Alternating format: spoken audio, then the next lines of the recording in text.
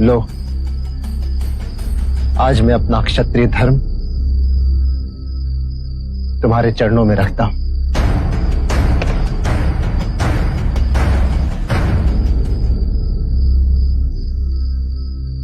तुमने मुझे सही पहचान लिया था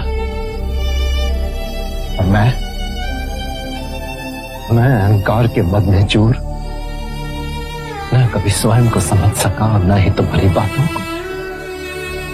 सदा सर्वदा अपने आप को उच्च का और तुम्हें निम्न का समझता रहा, किंतु आज मुझे समझ आ गया कि मेरी बातें कितनी निरर्थक, कितनी खोखली थी। देखो सिद्धार्थ, देखो बुद्ध, ये देवदत्त आज फिर से तुमसे पराजित हो गए। जब तुम यहाँ सच्चे मन से आए हो तो जय पराजय का भाव तुम्हारे मन में कैसे उत्पन्न हुआ?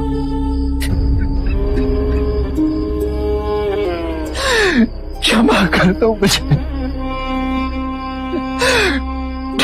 टूट चुका हूं मैं,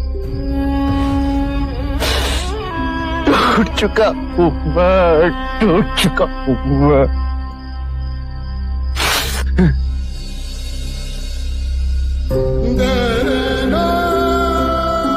यही बात महत्वपूर्ण है देवदत्त, और इस पीड़ा से मुक्ति की चाह तुम्हारे अंतर में परम शांति का द्वार खोलेगी। तो क्या मेरे जैसे माया में फंसे व्यक्ति का पवित्र होना संभव है? पवित्र और अपवित्र तो स्वयं तुम पर निर्भर है देवदत्त। आज तक ना तो कोई किसी को पवित्र कर पाया है और ना ही कर सकेगा। हे बुद्ध, क्या मेरे पुराने सभी कृत्य भूलकर आप मुझे अपने संग में स्थान देंगे? भले या बुरे, मुझे तुम्हारे कोई कृत्य स्मरण नहीं देवदत्त, और तुम भी उन्हें भूल जाओ। जिस दिन तुम्हारे अंतर में बदलने का भाव आया, उसी दिन से तुम्हारी नई यात्रा शुरू हो गई थी। कल प्रातः आनंद तुम्हें दीक्षा देंगे।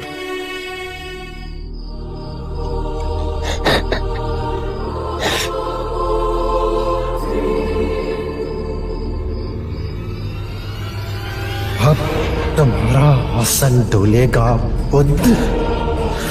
मेरा सब कुछ छीना है तुमने, पर अब तुम्हारा नेक नाम छीनूंगा मैं।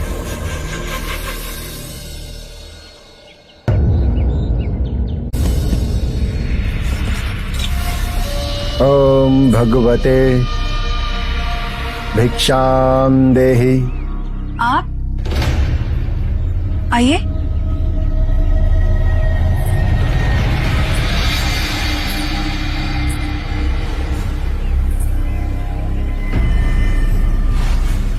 आपसे इतनी शीघ्र भेंट होगी ये हमने सोचा ना था।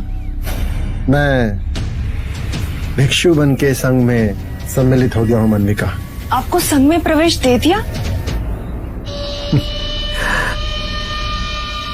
इस दुनिया में दयालु लोग कभी कभी अपनी बड़ी हानि कर बैठते हैं। बहरहाल तुम पे मेरा एक ऋण है और अब समय आ गया है कि तुम अपना वो ऋण चुकाओ मनविका। आपने जो मुझ पर उपकार किया है उसे मैं कभी नहीं भूल सकती। उसका ऋण मैं अवश्य चुकाऊंगी। हे ईश्वर, तूने मुझसे मेरा सब कुछ छीन लिया, इसलिए अब मैं तेरा संसार त्यागने जा रही हूँ। क्यों बचाया मुझे? क्योंकि आत्महत्या काहे करते हैं जिसने तुम्हें विवश किया इस कुएं में स्वयं को धकेलने के लिए। प्रतिशोध लो उससे। मैं उससे प्रतिशोध नहीं ले सकती। बहुत बड़ा मनुष्य है वो। स्त्री होके पुरुष को वश में नहीं कर सकती। इस पर कोई वशीकरण काम नहीं करता है। वो महात्मा है। कौन है वो? बुद्ध। बुद्ध, क्या किया है बुद्ध ने तुम्हारे साथ? मेरे सुखी संसार को आग में झोंक दिया उसने। मेरा पति जो मुझ पर प्राण निछावर करता था, उसके प्रभाव में आकर घर गृहस्थी मुझे छोड़कर एक भिक्षुक बन गया और जीते जी मार दिया है मुझे। पर तुम सुंदर हो, चाहो तो कोई और पुरुष तुम्हारा हाथ थाम सकता है। नहीं, एक नारी के नारित्व का अपमान कर कर गया है वो। पूरे गांव में मुझे कलंकित कर दिया। सब सोचते हैं कि शायद मुझ में कोई दोष है। अगर मैं जी नहीं सकती तो मर तो सकती हूँ। जिसने तुम्हारा घर, तुम्हारा संसार विध्वंस करके रख दिया, चैन से जिएगा? हाँ, मैं एक निर्धन निर्बल स्त्री और कर भी क्या सकती हूँ? अरे स्त्री अगर चाहे तो लोहे को भी पिघला सकती है, और तुम कायर हो। कायर नहीं हूँ मैं। प्रतिशोध लेने की हिम्मत है तुम्हें? हाँ है, किंतु मुझे समझ में नहीं आ रहा कि मैं कौन सा मार्ग चुनूं। मार्ग मैं दिखाऊंगा और तुम वही करोगी जो मैं कहूंगा। बुद्ध से कैसे प्रतिशोध लेना है, आप बस मुझे इतना बताइए। प्रतिशोध तो ऐसा होगा मानविका कि बुद्ध स्वयं आत्महत्या करने पर विवश हो जाएगा। उसके भिक्षु उसे गालियां देंगे। प्रतिशोध तो ऐसा होगा कि तुम्हारा अपना पति तुम्हारे चरणों में गिरकर क्षमा की भीख मांगेगा। अब तुम्हें क्या करना है वो ध्यान से सुनो।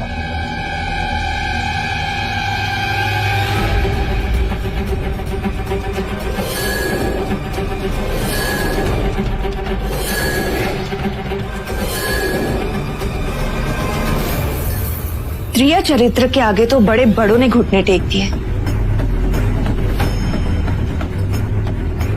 अब देखना मैं क्या करती हूँ।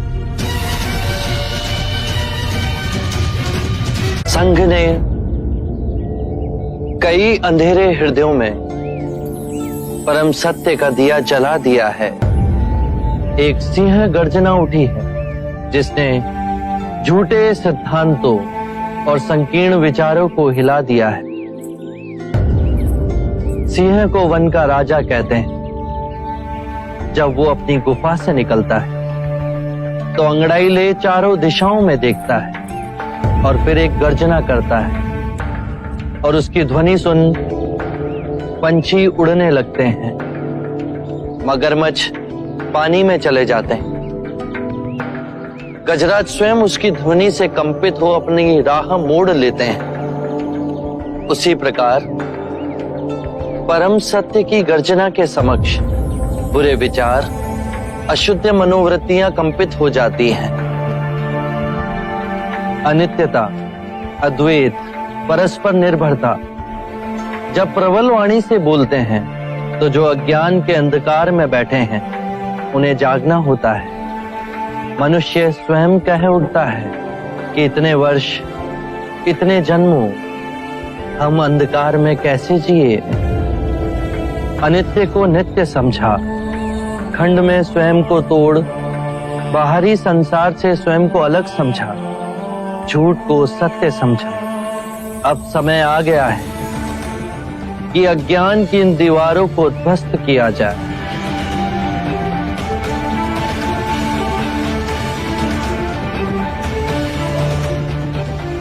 बुद्ध, इस सूत्रों को हम सिंह गर्जना कहेंगे।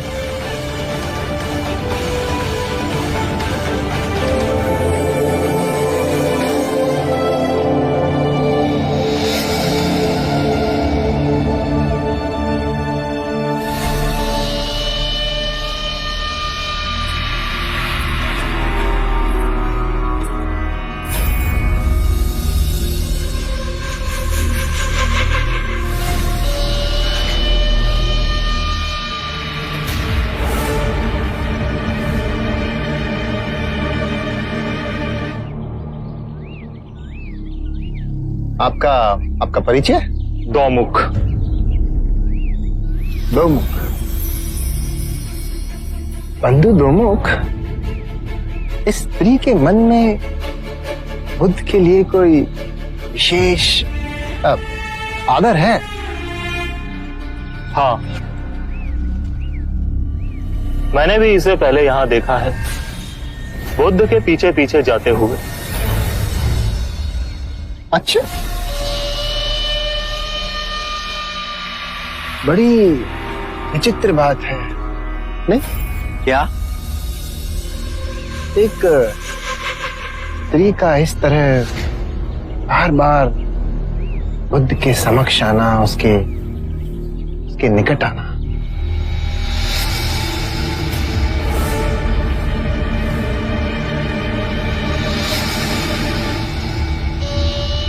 मैं अच्छी तरह से जानता हूं देवदत्त को, हीन भावना से ग्रस्त है वो। आरंभ से ही सिद्धार्थ से हीनता का भाव पालता आया है। जो भी सिद्धार्थ का था उसको चाहिए था, पर आपने तो उसे कपिलवस्तु की राजगद्दी देने का आश्वासन दिया था। अब उसे राजगद्दी में वो राज कहां, अब तो उसे बुद्ध का आध्यात्मिक संपदा चाहिए। क्या हम उस पर भरोसा कर सकते हैं? कुंद बुद्धि का है देवता, वो बुद्ध के साथ अवश्य कुछ ऐसा अनुचित करेगा जो इतने घटिया स्तर का हो। अब समझा मैं। आपने सोनदंड को यहाँ क्यों बुलवाया है? सोनदंड परम ज्ञानी पंडित हैं, उनका और बुद्ध का शास्त्रार्थ होगा, मगध की भरी सभा में होगा। ये राजनीति तो बहुत उत्तम है। परम ज्ञानी सोनदंड जी का पूरे मगध राज में डंका बजता है। उनके साथ शास्त्रार्थ में आज तक कोई जीत नहीं सका है। अवश्य ही बुद्ध की हार होगी, उसका प्रभाव कम होगा और मगध की प्रजा की आंखों से बुद्ध के आदर की पट्टी उतर जाए। प्रणाम महाराज। महाराज, सोनदंड जी आए हैं।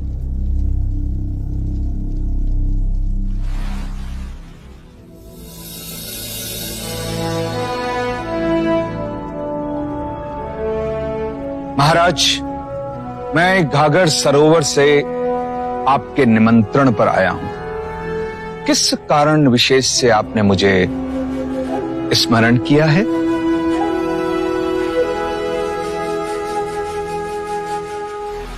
मैं आपकी और उस बुद्ध की आध्यात्मिक चर्चा करवाना चाहता हूं। निश्चित ही जिसके बाद मगध की प्रजा जान जाएगी कि बुद्ध सिर्फ नाम के ज्ञानी हैं, जोगी का चोला ओढ़े एक ढोंगी हैं जो अंदर से खोखले हैं। महाराज,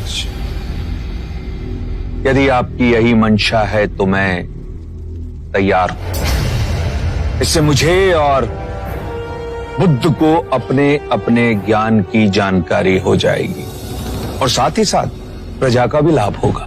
सोनदंड जी, प्रजा का लाभ बाद में, महाराज का लाभ पहले।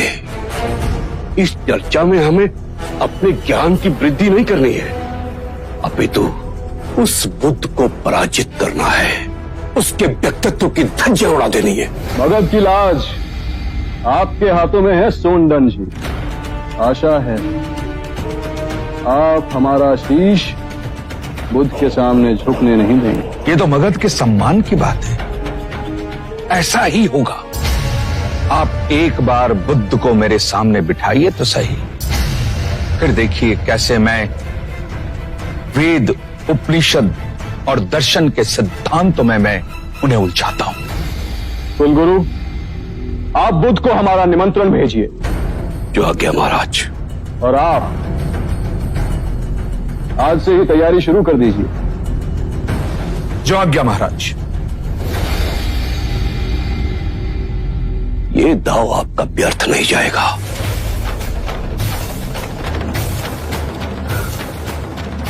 एक बार, बस एक बार सोनदंड बुद्ध को पराजित कर दे, उसके बाद मैं इन सभी भिक्षुओं को मगध की सीमा के बाहर फेंक दूंगा।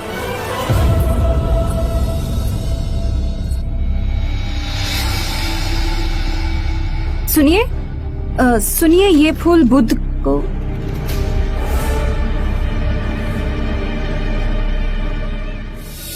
बुद्ध, क्या आप अजात शत्रु के निमंत्रण पर मगध जाएंगे?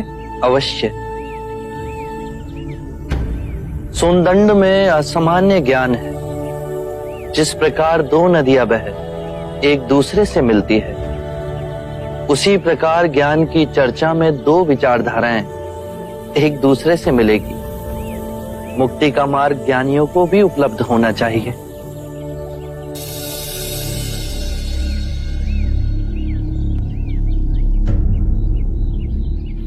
सुधा, तुम्हारे मुख पर इतना भय क्यों? मार्ग में कोई कठिनाई हुई है?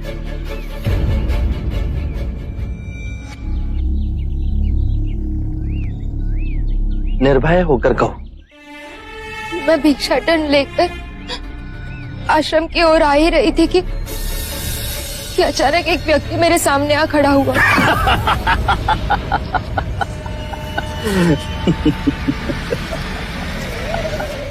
उसकी आंखों का भाव देख मैं डर गई। फिर आपके वचन मुझे स्मरण हुए और मैंने तुरंत अपनी सांस को साधा ताकि मैं शांत और होशपूर्ण रह सकूं। कृपया मेरा मार्ग छोड़ दे। मैं बुद्ध की भिक्षुनी हूँ। जवान हो और सुंदर भी हो, ये गेरुआ वस्त्र पहनकर अपना जीवन व्यर्थ क्यों गवा रही हो? इस सुंदर शरीर पर तो काशी में बुनी हुई रेशम के वस्त्र होने चाहिए। कृपया मेरा मार्ग छोड़ दे। मैं बुद्ध के पास जा रही हूँ। बुद्ध के पास क्या मिलेगा तुम्हें? मेरे साथ चलो, मैं तुम्हें शरीर सुख की अनुभूति करवाऊंगा। मेरा सुख मुक्ति और समाधि में है। कामनाएं केवल यातना देती है। यदि ये समझ सके तो कृपया मेरा मार्ग छोड़ दे। मैं आपकी कृतज्ञ रहूं।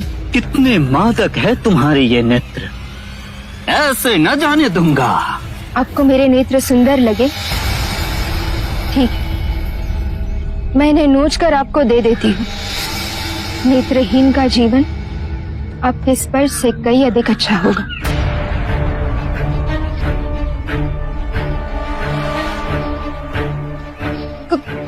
कदाचित आपको यह स्मरण नहीं कि कौशल, मगध, वैशाली और शाक्य देश के राजाओं का यह आदेश है कि जो कोई भी बुद्ध के भिक्षु या भिक्षुनियों को हानि पहुंचाएगा उसे मृत्यु दंड दिया जाएगा। तुम अपने प्राण गंवाना चाहते हो? क्षमा कीजिए, दोबारा मैं किसी स्त्री के मार्ग में नहीं आऊंगा। बहन, आप जिस राह पर चल रही हैं उसी पर चलकर अपने लक्ष्य की प्राप्ति करें। आज आपके बताए हुए मार्ग पर चल तो आज अपने शील ना बचा पाती। यदि ये किसी और भिक्षुणी के साथ घटित हुआ तो? तुम्हारे साहस और अविचल भाव की मैं प्रशंसा करता हूँ। सदियों से पुरुष ने नारी को अपनी वासनाओं से उत्पीड़ित किया है।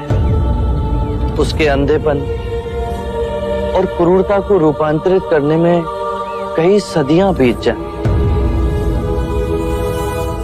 यही एक प्राथमिक कारण था कि मैं स्त्रियों को दीक्षा देने में संकोच करता रहा। आज से कोई भी भिक्षुनी एकांत में यात्रा नहीं करेगी और ना ही एकांत में सोएगी। उसके साथ सदैव एक और भिक्षुनी होनी चाहिए ताकि वो एक दूसरे का संरक्षण कर सके, एक दूसरे की सहायता कर सके। आनंद, तुम सुधा के साथ आमरा वन जाकर वरिष्ठ भिक्षुनी को इन नियमों के बारे में समझाओ।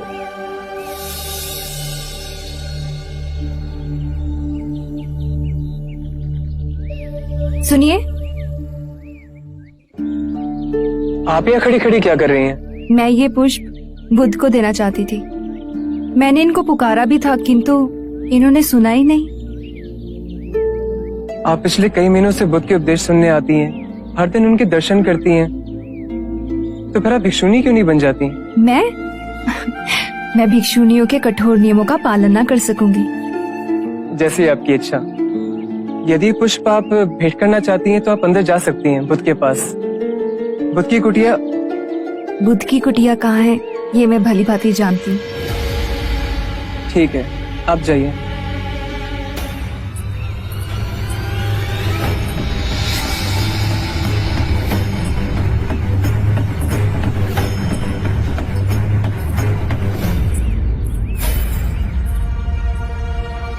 ये स्त्री बुद्ध की कुटिया की ओर क्यों जा रही है? तो इसमें आश्चर्य की क्या बात है? मैंने तो इसे कई बार बुद्ध की कुटिया की ओर जाते देखा है। हाँ, बुद्ध की कुटिया की ओर। आज तो भीषण विवाद होगा। देखते हैं कौन जीतता है। बुद्ध ही सर्वश्रेष्ठ हैं। नहीं, आज सोनदंड जीतेंगे। नहीं, बुद्ध अनुभवी बातें कहते हैं। सोनदंड लिखी लिखाई। व्यर्थ की बात कर रहे हैं आप। मेरे हिसाब से सोनदंड जी आज पूरे मगध का शीश ऊंचा करेंगे। सही बात है। बुद्ध तो जय पराजय के बहुत आगे हैं।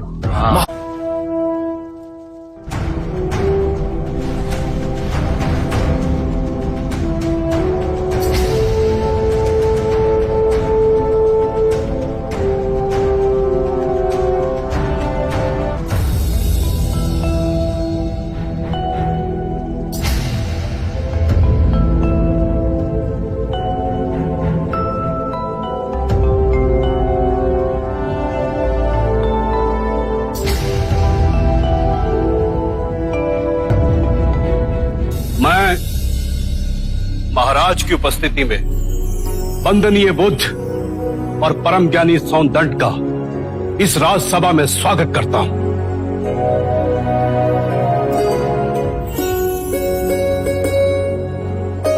आचार्य सोनदंड की जय। आचार्य सोनदंड की जय। सोनदंड की जय।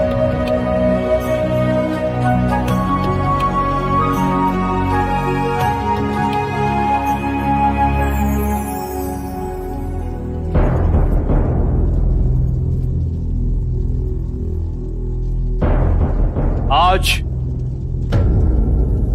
ये दोनों मान्यवर महाराज की उपस्थिति में इस राजसभा में अपने अपने विचार व्यक्त करेंगे। ऐसे विचार जिससे आप लोगों के ज्ञान की वृद्धि होगी। अब मैं दोनों मान्यवर से विनती करता हूं कि वो किसी एक विषय पर अपने विचार प्रकट करें। आप आयु में मुझसे छोटे हैं, अतः विषय चुनने का अवसर भी मैं आप ही को देता हूं। कहिए, किस विषय पर चर्चा करनी है? प्रणाम सोनदंड। क्या आप बता सकते हैं कि एक सच्चे ब्राह्मण में कौन कौन से गुण होना अनिवार्य है? यदि आप चाहें तो वेदों के उदाहरण भी दे सकते हैं। वेद पाठ तो सोनदंड का प्रमुख विषय है। वेद की गहन गुत्थियों को सुलझाने में आप महारथी हैं।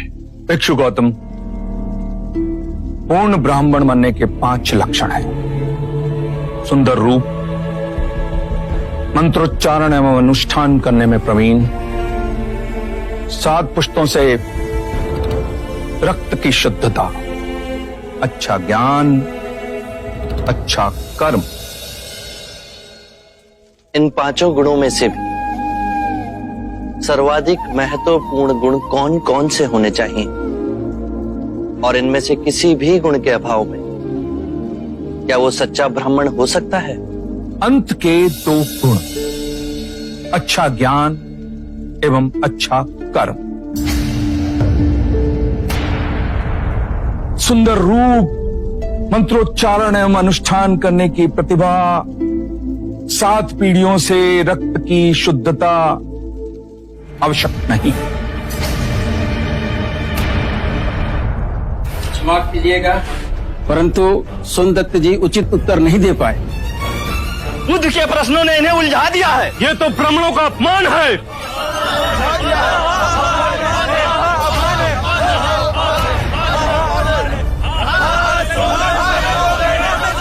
आदरणीय सभागण, यदि आप सौंदर्य में आस्था रखते हैं तो कृपया कर शांत हो जाइए, उन्हें अपनी बात कहने दें। यदि आप उनमें आस्था नहीं रखते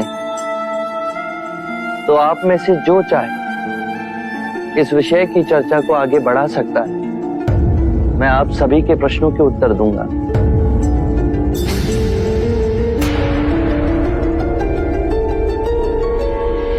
मित्रों, हम सबके बीच में मेरा चचेरा भाई अंगक बैठा हुआ है। अंगक रूपवान है, उसका आचरण कुलीन और उत्कृष्ट है। उसके बाह्य सौंदर्य की बराबरी केवल भिक्षु गौतम के साथ ही की जा सकती है। दो परिवारों के रक्त की शुद्धता उसके अंदर बह रही है, वेद पाठ का ज्ञानी है, ये 3 गुण तो उसमें है। पर यदि विचार के रूप में देखें कि अंगक मदिरापान करता है, हत्याएं करता है, बलात्कार करता है, झूठ बोलता है, चोरी भी करता है, तो उसके बाकी के गुणों का कोई मूल्य ही नहीं रह जाएगा। अतः मित्रों, सदकर्म और ज्ञान ही सर्वोपरि है पूर्ण ब्राह्मण बनने के लिए।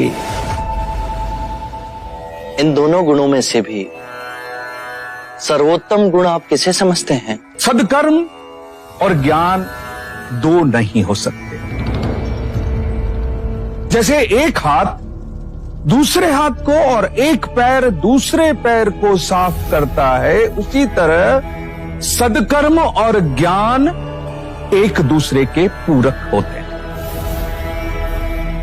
सदकर्म आपके विवेक को प्रकाशमान बनाता है और विवेक से किया कर्म आपको धार्मिक बनाता है, और यही जीवन का गूढ़ मंत्र है।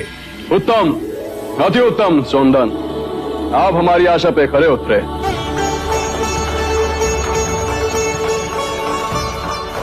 बुद्ध, अब आप बताएं कि हमारे परम विद्वान सोनदन से आप क्या पूछना चाहते हैं?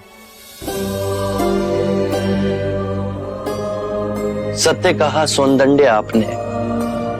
सत्कर्म और ज्ञान जीवन के सबसे मूल्यवान गुण हैं।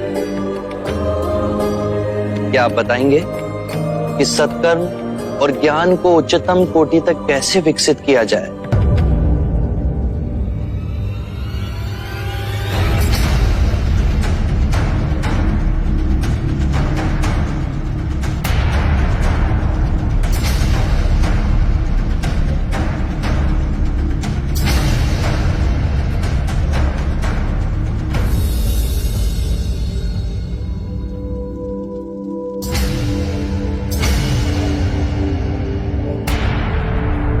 हे करुणा निदान, इस विषय में आप ही हमारा मार्ग निर्देश करें। हम तो केवल सिद्धांत जानते हैं, किंतु आप बुद्ध बन परम सत्य को प्राप्त हुए हैं। हे परम पुरुष, आप ही बताएं, सदकर्म और ज्ञान की उच्चतम कोटि तक कैसे पहुंचा जा सकता है? आत्म मुक्ति के 3 चरण हैं, शीलाचार, ध्यान और ज्ञान। यदि हम शीलों का आचरण करते हैं तो ध्यान साधना में वृद्धि होती है, और ध्यान साधना से ज्ञान का उदय होता है, जिससे शीलों का गहन आचरण करना संभव होता है। इसके द्वारा काम, क्रोध, मोह, माया तृष्णा से दूर हो आत्म मुक्ति, शांति और आनंद को प्राप्त कर सकते हैं।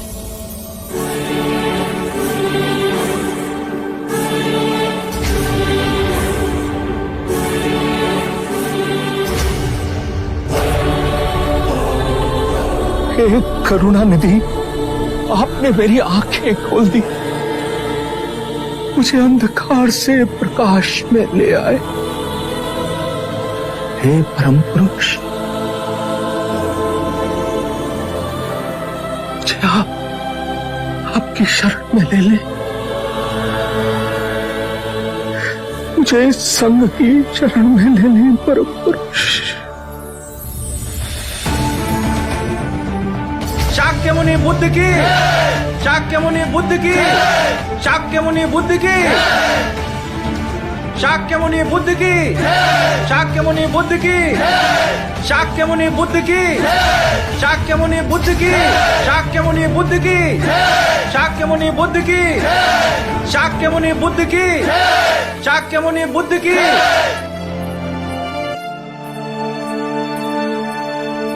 रुक जाओ, कौन हो तुम? इस तरह से राजसभा में आने का अर्थ समझती हो? आने के लिए विवश थी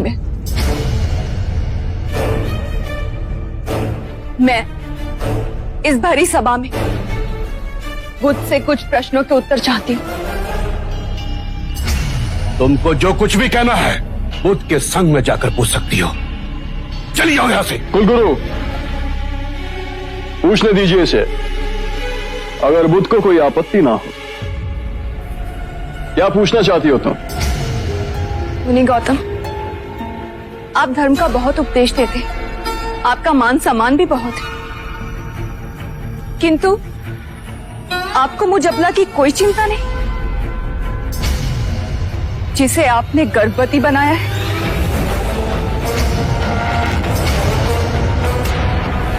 मेरे गर्भ में आपका बच्चा पल रहा है, क्या आप इसका उत्तरदायित्व नहीं लेंगे? मेरी लज्ज स्त्री, इस तरह का लांछन लगाते हुए तुझे लाज नहीं आई? जानती नहीं, बुद्ध वासनाओं से परे है।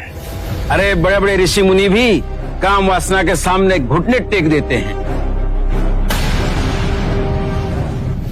तू जानती नहीं कि तूने किस पे दोषारोपण किया है?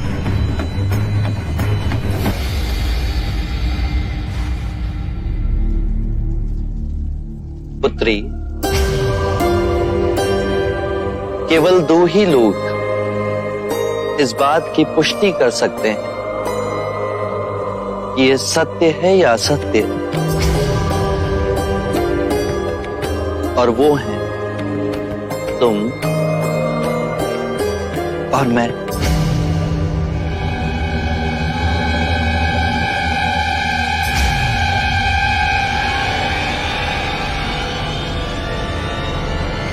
पकड़ो इसे। महाराज, यदि आपकी आज्ञा हो तो इसे पकड़वाएं, इसके मुंह से सच उगलवाएं कि किसका पाप ये बुद्ध के गले बांधना चाहती है।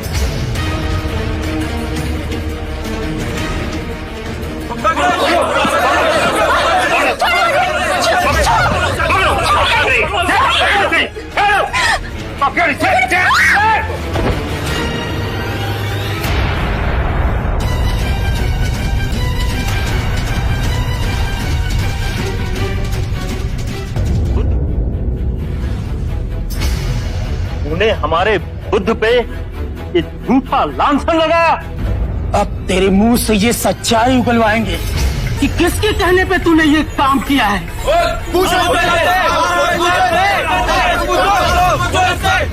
ना होगा तुझे। पकड़ लो इसे। महाराज, कृपया कर इसे जीवन दान दें। इसके मन में पश्चाताप है। मैंने इसे क्षमा किया।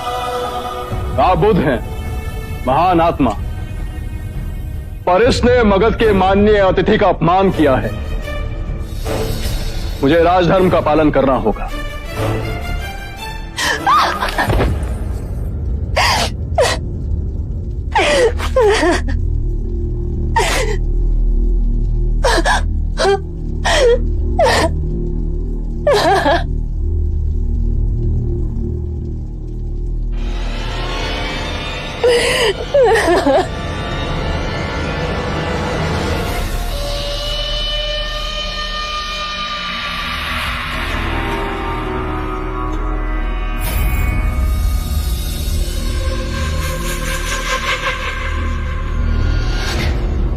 मेरा अंदेशा सही था। ये इस तरह का छल केवल कुमार देवता ही कर सकता है। मुझे पता नहीं था कि तुम्हें तो कभी कुछ पता ही नहीं होता। जब तुम क्रोधित होते हो तो मति मारी जाती है तुम्हारी। अब देखो, उस दिन क्रोधित हो तुमने हमारी मैत्री को ठुकराया था, किंतु आज इसे बंदी बना हमने अपनी मैत्री को निभाया है। स्त्री को इस तरह कारावास में जीवित रखने का कारण? हमारा करुणा से भरा हृदय कुमार देवदत्त। इसे बंदी न बनाते तो ये बुद्ध के चरणों में गिर इस कुकर्म के लिए उकसाने वाले का नाम बता देती। तुम्हें संग से बाहर फेंक दिया जाता और फिर कुमार देवदत्त तुम घर के रहते न काट के।